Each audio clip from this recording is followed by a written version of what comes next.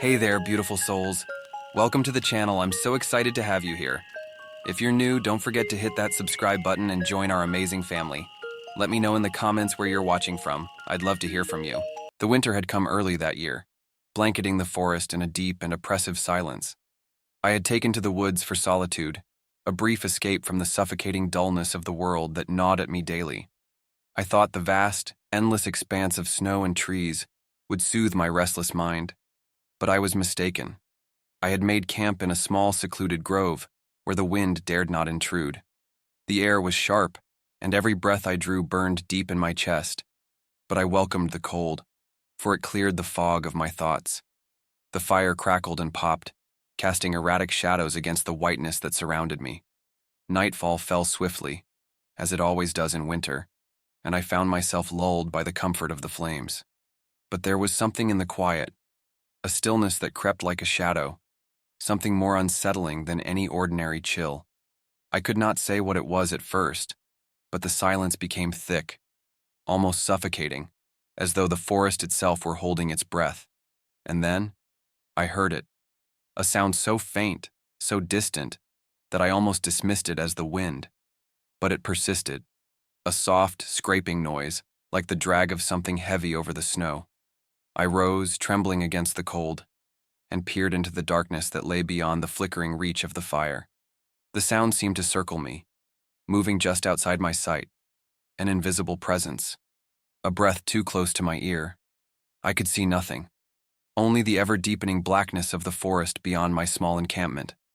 Yet the sound, that scraping, dragging noise, came closer, until it seemed to circle the very perimeter of my campsite. I froze. My heart pounded against my ribs, and my breath, once steady, came in shallow gasps. The air around me felt heavier, as though the very weight of the night itself had grown unbearably dense.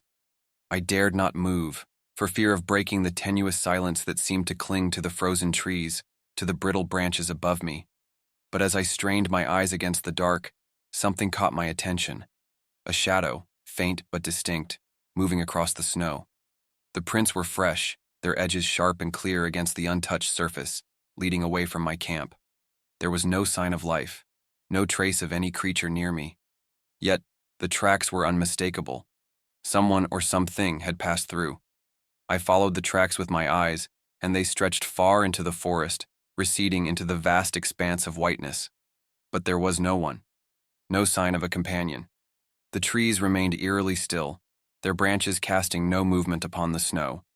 A chill more profound than the biting cold of winter crept over me as I realized the dreadful truth. The tracks led nowhere. They simply ended. There were no prints returning, no sign of a return journey, nothing to indicate that the creature or person responsible had turned back. And yet, I could feel it. Watching, waiting, just beyond the reach of the firelight. A sharp noise broke the silence, a snap, a crack of the ice underfoot. I turned in horror, but the firelight showed nothing. No movement. Only the empty forest, pressing in closer, its silence more profound than any before. I fled into the woods, and when I reached the edge of the forest, I realized that I was not alone. A figure stood before me, its face hidden beneath a hood of snow. It made no sound as it stepped closer, and all I could do was stare into the void beneath its hood, where no face was ever meant to be seen. And then nothing. No movement, no figure. Just the silence. The silence that followed me as I stumbled away, forever haunted by the tracks that led to nowhere.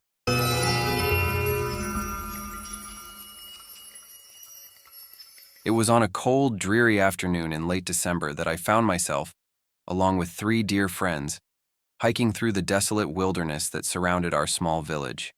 The air was thick with an early frost, and the ground was slippery, the crisp snow crunching beneath our boots with every step. The forest, though beautiful in its frozen solitude, felt more oppressive than tranquil, as if the very trees themselves were watching our every movement. It was strange, but I had an unshakable sense of being followed. I pushed the thought aside, trying to focus on the familiar faces around me. Harrison, Claire, and Thomas. We had often embarked on these winter excursions before, seeking the peace that only nature could provide. Yet, On this day, something felt different. Something dark hung in the air, as though we were trespassing where we didn't belong. I can't say why I felt this way, but I noticed that Harrison was unusually quiet, and Claire kept glancing over her shoulder, her pace quickening with each passing minute. The stillness of the forest was oppressive, broken only by the distant call of crows and the rustling of branches in the wind. The deeper we ventured into the woods, the colder it seemed to grow, though the temperature was no different from the day before. At length, we came upon a clearing, the snow untouched save for our tracks, which stretched behind us in a long, crooked line. It was there, in the center of the clearing, that Harrison stopped and turned to us. "I'm going to take a break," he said, his voice strained. We nodded, unperturbed by his sudden fatigue, and sat beside him. But as we rested, an uncomfortable silence settled over us, a silence made all the more palpable by the strange unease that had settled into my chest. I noticed with growing concern that Harrison had not moved for some time. His eyes were fixed on the ground as though lost in thought. I had not noticed when he rose and disappeared into the forest, his figure blending into the white expanse, leaving no trace behind. Perhaps it was the biting cold or the growing sense of isolation, but I soon found myself alone with Claire and Thomas, both of whom appeared equally unsettled. "We should go after him," I suggested, but no one spoke, not even in response. It wasn't until the minutes stretched into an hour that we finally stood up, called out his name, and began searching for him. The forest had changed, darkened, and I could not shake the feeling that something was terribly amiss. After what felt like an eternity of searching, we stumbled upon something horrifying. It was Harrison's body, frozen stiff in the snow. He lay on his back, contorted in an unnatural position, his limbs twisted and frozen in a grotesque display. His eyes were wide open, unseeing, staring into the sky with a blank, glassy gaze. A chill ran down my spine as I approached him, noticing that his breath had stopped long ago, though no marks marred his body. But the most terrifying thing of all was the trail of footprints that led back toward the spot from which he had vanished. They were unmistakably his, but they stopped suddenly, abruptly. No trace of him beyond that point, as if, at some unseen moment, the earth had swallowed him whole. We stood there, shivering, helpless, as a new horror gripped my heart. It was not just his death, but the cruel finality of it. We had found him, but the forest was empty once again. The cold that crept into my bones was no longer merely a physical chill, but something far worse. Something was watching us, waiting, and then I heard it, the faintest whisper of wind through the trees, a sound that sounded like a laugh but without joy.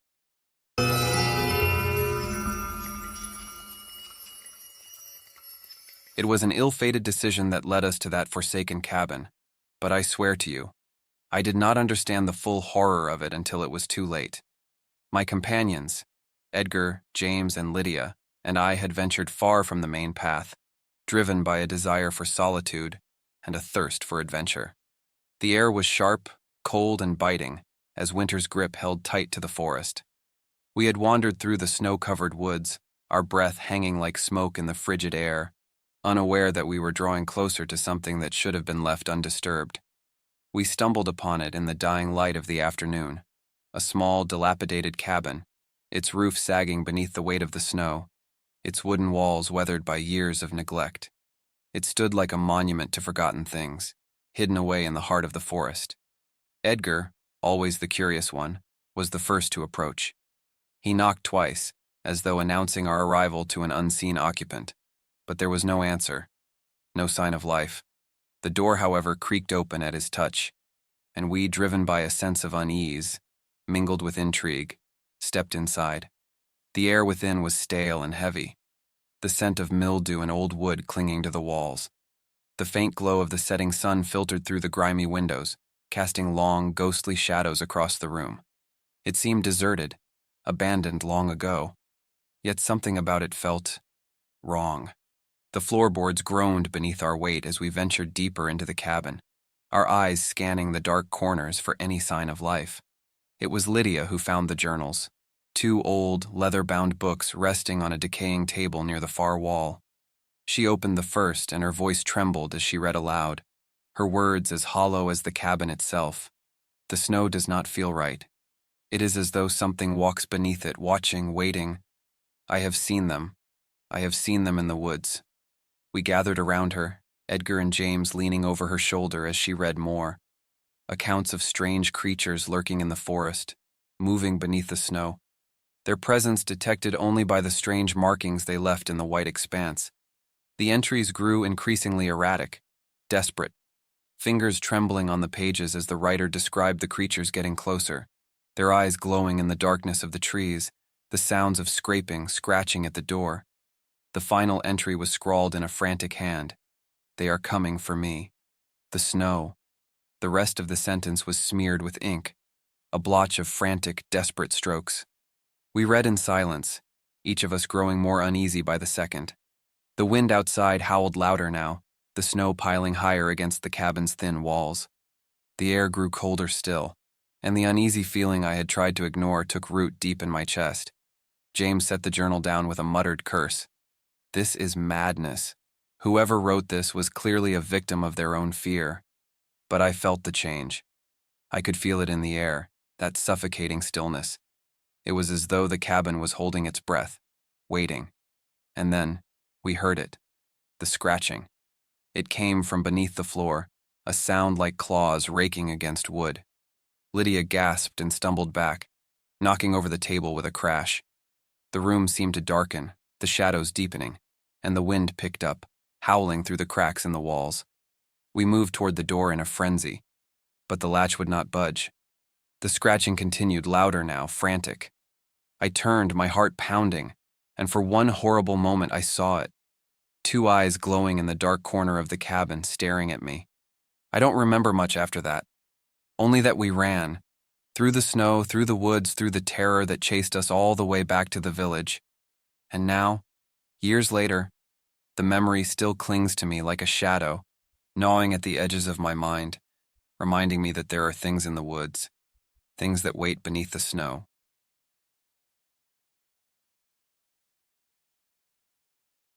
It was on a night like no other that I found myself walking into the very heart of the woods, where the air was thick with an unnatural stillness, and the snow, once pure and white, now seemed stained with the weight of old forgotten things. I had heard the stories. Everyone had heard them. But they were nothing more than tales whispered by trembling voices at the hearth on cold winter nights, nothing but superstitions passed down by the fearful villagers who dared not venture too far into the forest. But tonight I was drawn there, as though some invisible force were guiding me. The winter had been particularly brutal, the wind howling through the trees like a lament of some long-dead soul. And as the full moon rose above the horizon, casting a sickly pallor over the landscape, I knew something was different. The air felt heavier, as if it, too, could sense the ancient presence returning. I was young then, too proud to heed the warnings that echoed in the back of my mind, too foolish to consider the truth in the stories the villagers told of the snowman. Each year, when the first snow fell upon the ground, the creature would emerge from the shadows of the woods, dragging the unfortunate into the freezing depths, leaving nothing but a patch of trampled snow as evidence of its existence. But, like all good young men, I thought myself invincible. I scoffed at the very idea of such a beast, laughed at the notion of a creature hidden beneath the snow, waiting for some poor soul to wander too far from the safety of their home. As I wandered deeper into the woods, my feet crunching in the fresh powder, I could feel the hairs on the back of my neck standing on end. The snow beneath my boots, so solid just moments ago, now seemed softer, almost pliable, as though the earth itself was shifting beneath me. I had no destination, no purpose other than to silence the growing unease in my chest. But soon, I realized I had wandered too far. It was then that I heard it. The soft rustle of snow, the scraping of something heavy dragging along the ground. I turned sharply, my breath catching in my throat, but there was nothing. Only the vast, empty wilderness stretched before me, its trees looming like silent sentinels, their dark branches reaching out as if to trap me. But the noise came again, closer this time, followed by a low, guttural growl that sent a chill down my spine. I turned, but the path I had taken was gone, swallowed by the deep, unyielding snow. The air grew colder, sharper, biting at my skin as I spun in frantic circles, searching for an escape. but the snow seemed to shift around me, closing in like a living thing. And then I saw it. A figure emerged from the darkness, its form hulking and massive, towering over me with a grotesque, unnatural gait. Its eyes glowed an eerie yellow, shining through the snow like twin lanterns, and its face, if one could call it a face, was twisted in a grimace of hunger. It was the snowman, a legend come to life, dragging its heavy limbs through the snow with ease, its claws scraping against the frozen earth. I froze, paralyzed by terror, as it drew closer, its presence suffocating the air around me. And in that moment, I understood that I had not come into the woods alone. The snowman had returned, and this time, it would not let me go.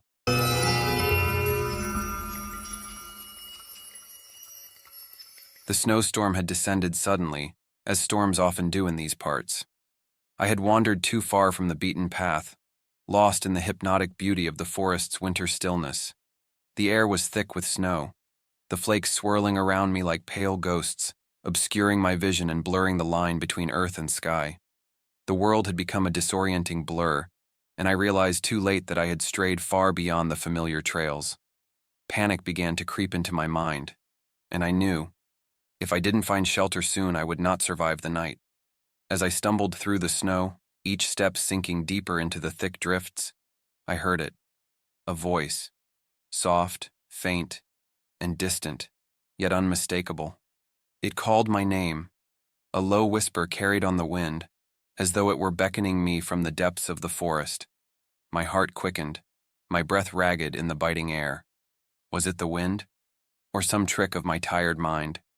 I stood still, straining to hear it again, but all I could hear was the howl of the storm. But then it came again. My name, clear and distinct, like a soft whisper in the dark. Daniel. The voice was low, almost loving, but there was an edge to it, a strange, unsettling tone that sent a shiver down my spine. I glanced around, but there was nothing in sight. No figure, no shadow. Just the thick, swirling snow and the oppressive silence of the forest. Yet the voice came again, closer this time, and my name was laced with a strange, insistent urgency. Daniel. I couldn't help it. Against every rational thought that screamed at me to turn back, I began to follow the sound. My legs felt heavy, the snow dragging at my boots, but I couldn't stop. It was as though something outside of me had taken control, pushing me toward that voice, toward whatever waited at the edge of my understanding. The forest grew darker, the snow falling thicker, as if the very world had closed in around me.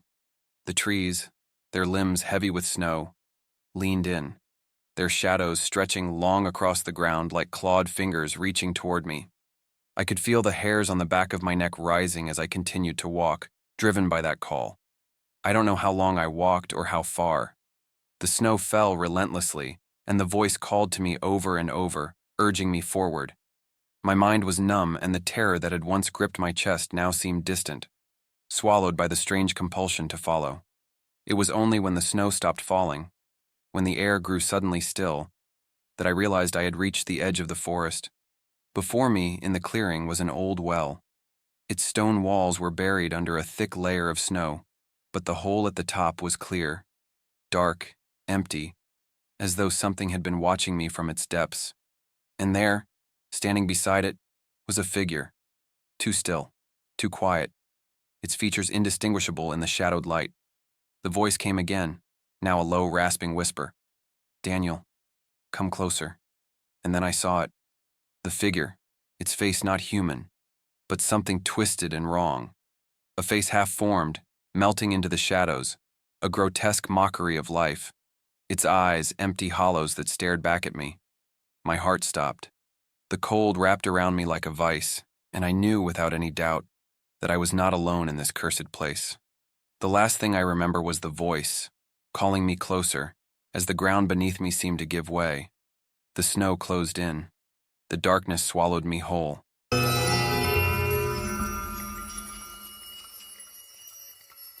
I had heard the tales, the whispers of an old gnarled tree deep in the forest, a tree whose mere touch could trap a man's soul for eternity.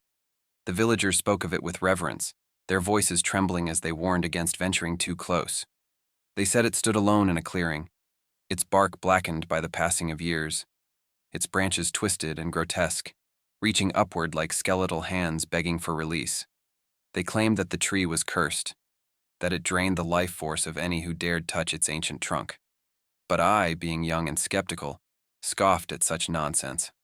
My life, consumed with the monotony of everyday existence, was in desperate need of a diversion. What better than to explore the dark corners of the forest and confront the very thing the superstitious old folk feared? Surely, I thought, there was nothing to this tale but the wild imaginations of those too afraid to venture out at night. So, on a bitterly cold evening in early winter, I set out alone. The wind howled through the trees, and the moon hung low, its pale light barely breaking through the thick clouds.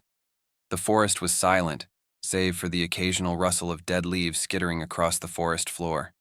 My footsteps, crunching in the snow, were the only sound to accompany my journey. After what seemed an eternity of wandering through the dense trees, I finally stumbled upon the clearing.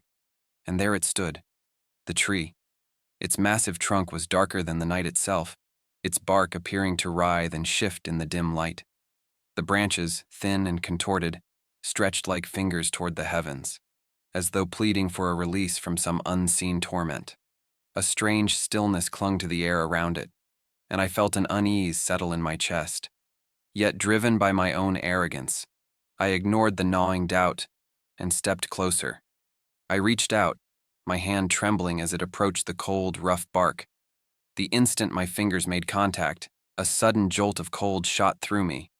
It was not the chill of the winter night, no. This cold was unnatural, a deep, unnatural frost that seemed to seep into my very bones.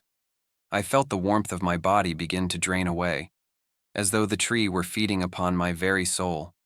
I tried to pull away, but my hand was trapped, as if the tree had grown roots within my flesh, pulling me deeper into its icy grip. Panic surged through me, and I attempted to withdraw, but my body felt heavy, sluggish. The world around me began to warp. The trees, once tall and towering, bent and twisted into grotesque shapes, their branches clawing toward me like the fingers of a madman. The wind, once cold but tolerable, grew fierce, as if the very forest itself had come alive to encircle me. The ground beneath my feet became soft, shifting, and in that moment, I realized with a sickening clarity that the forest had closed in around me. I screamed, but no sound emerged from my mouth.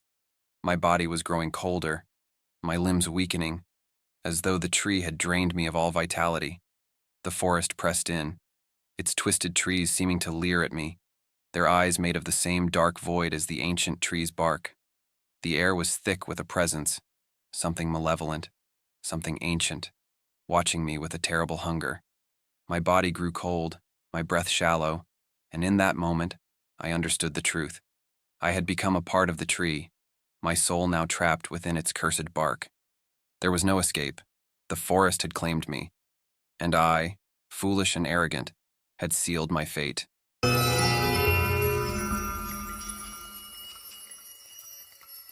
The day I found the body, the sky was overcast and the wind bit at my skin like 1,000 invisible needles. It had been one of those bleak afternoons where the sun failed to pierce the thick cloud cover, and the air seemed to hang heavy with the promise of an approaching storm. I had been making my rounds in the farthest corners of the forest, an area known for its deep, uncharted places.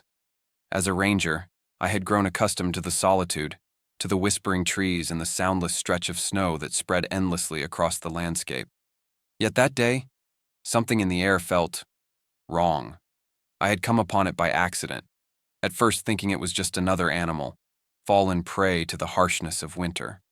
But as I approached the body, I saw that it was no animal. The figure was humanoid, frozen, its limbs stiff and angled in unnatural positions. It was a man, or had once been, though his features were all but obscured by the thick layers of frost and ice that clung to him. The snow had gathered in cruel drifts over his body, as though it were trying to hide him from the world. But it could not hide the unmistakable stillness, the utter absence of life that gripped his form. I felt no immediate shock, no scream of horror. I had seen death before, countless times, both in the woods and in the more mundane corners of life. But this This was different. The sight of him locked in that frozen embrace, his face pale and rigid, his eyes open but lifeless, stirred something deep within me. It was as though the very air around me grew colder, and I felt a chill seep into my bones, one that had nothing to do with the temperature. I crouched down beside him, reaching out instinctively to touch his arm, as if to reassure myself that what I was seeing was real. The moment my fingers brushed the frost-covered skin, I felt a shiver run through me, something more than the cold.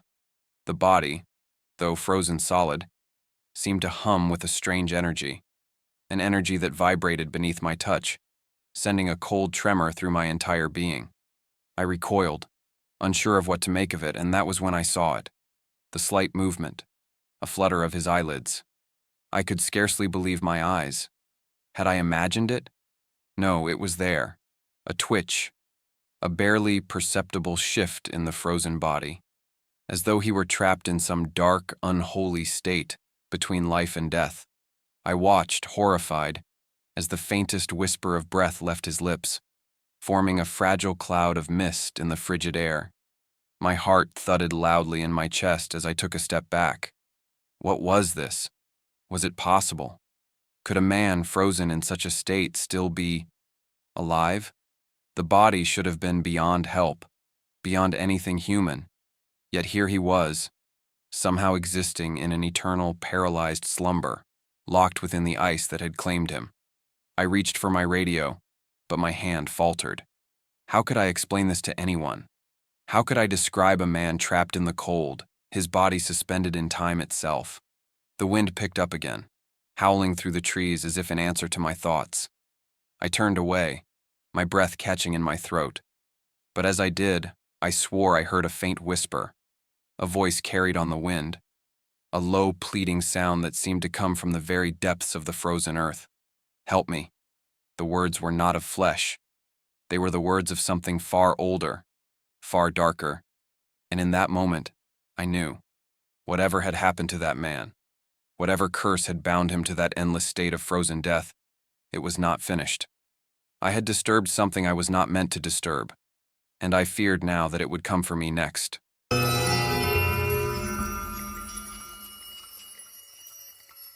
It was during that bitter winter, when the village lay blanketed under an unforgiving coat of snow, that we first heard the howling. I remember the night distinctly, for it was the same night that I learned the depth of my own fear, the kind that claws at your mind and rattles your soul long after the terror has passed. The wind had howled mercilessly that evening, but it was not the wind that caused the chill in my bones. No, it was the howl, deep and mournful, a sound unlike anything I had ever heard. It came from deep within the forest, echoing through the trees like the cry of some monstrous beast. At first, we dismissed it. The old ones in the village murmured that it was just the wind, some trick of nature, but I could hear it even when the wind calmed, a shriek that seemed to cut through the silence of the snow-covered night.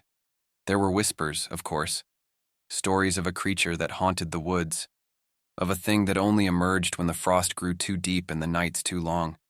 But these were only stories, weren't they?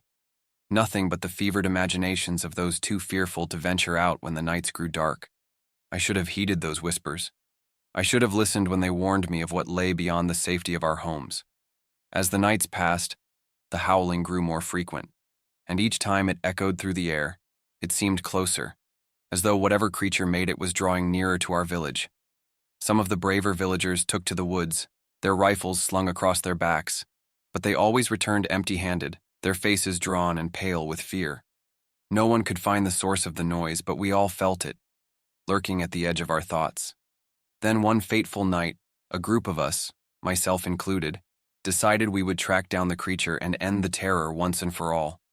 Armed with lanterns and an old map of the woods, we ventured into the darkened forest, our hearts pounding in our chests. The snow crunched underfoot, and the trees stood like silent sentinels, their twisted branches clawing at the sky. The air was still, save for the howl that rose again, sharper and more desperate than before. It was then that I heard it, a sound not like the howl, but something else, something closer. A scraping, dragging noise as if something was moving through the snow, its limbs slow and deliberate. We crept forward, our lanterns casting weak shadows across the snow, and then I saw it. It was a figure, hunched and monstrous, its eyes gleaming like the embers of a dying fire. The creature was vast, its body covered in matted fur, and its breath came in heavy, raspy gasps. For a moment we froze, staring at the thing that had haunted our village for so long. And then it opened its mouth, and the howl erupted again, louder than ever, a sound so full of malice that I thought I might collapse under its weight. We never found it again.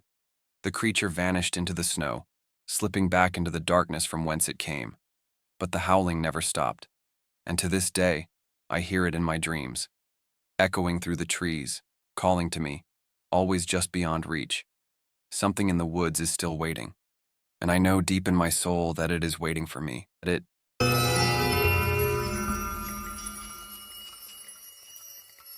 I had never been one to believe in the superstitions that plagued the minds of the villagers. Yet, on that fateful day, when I strayed too far into the woods, I began to question the sanity of my skepticism. The forest, which had always seemed so tranquil to me, was a place of quiet refuge, until I ventured deeper than I had ever dared. It was the way the trees loomed overhead, their twisted branches hanging like gnarled fingers, that first made me uneasy, but I thought little of it, my mind occupied by the task at hand, exploring a part of the forest I had never dared to enter, a place whispered about by those who feared it, but never ventured close enough to explain why. The path grew more treacherous as I progressed. The ground was uneven, the air thick with an unnatural stillness that seemed to press against my chest.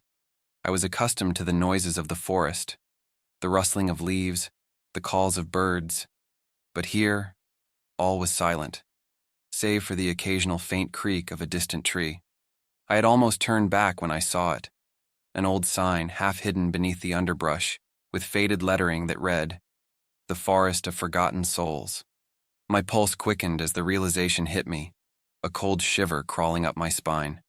But I pressed on, determined to see it through. The deeper I went, the more oppressive the atmosphere became. The air grew cold and thick, as though it had not been disturbed in years. I stumbled upon the remnants of an old campsite, the charred remains of a fire pit, and broken pieces of bone half buried in the snow. The sight unsettled me, but I convinced myself it was nothing more than the remnants of some lost traveler or wild animal. As night began to fall, the forest seemed to awaken. The shadows stretched unnaturally long, and a sense of dread settled over me like a heavy cloak. I had not realized how far I had wandered until the first whisper reached my ears. At first I thought it was the wind, but as it grew louder, clearer, I understood that it was not the wind that spoke. It was voices, faint and distant, calling out from somewhere deep within the forest. I turned quickly, scanning the shadows, but there was nothing. Yet I could not shake the feeling that I was being watched. The whispers became more distinct, more insistent, until they formed words, names, familiar names that I could not place, but whose sound sent chills through my very being. My heart pounded in my chest as I called out into the night, hoping for an answer, but all I received was silence. And then I saw them. Figures, pale and gaunt, moved through the trees like shadows of long-forgotten souls. Their eyes glowed with an unnatural light, their faces twisted in expressions of pain and anger. They drifted toward me, their footsteps soundless, their hollow gazes fixed upon me, as though they recognized me, as though they were waiting for something. My breath caught in my throat as I took a step back, my body frozen in terror. They were not human, nor were they entirely spectral. They were the souls of the lost, bound forever to this cursed place, seeking revenge on the living for some unknown transgression. I ran then, my heart pounding, my legs numb with fear. The voices followed me, louder now, their cries filling my ears as I sprinted through the forest, desperate to escape their grasp. But no matter how far I ran, the figures were always behind me, always just out of reach, their eyes burning with an eternal hunger. By the time I emerged from the forest, I was not the same. The voices, the figures, the unrelenting terror, they haunted me still. The villagers say the forest claims all those who enter it, that it swallows their souls and leaves nothing but empty shells behind. I fear they are right, for as I lie here I can hear their whispers still, and I know I am not free. I am one of them now.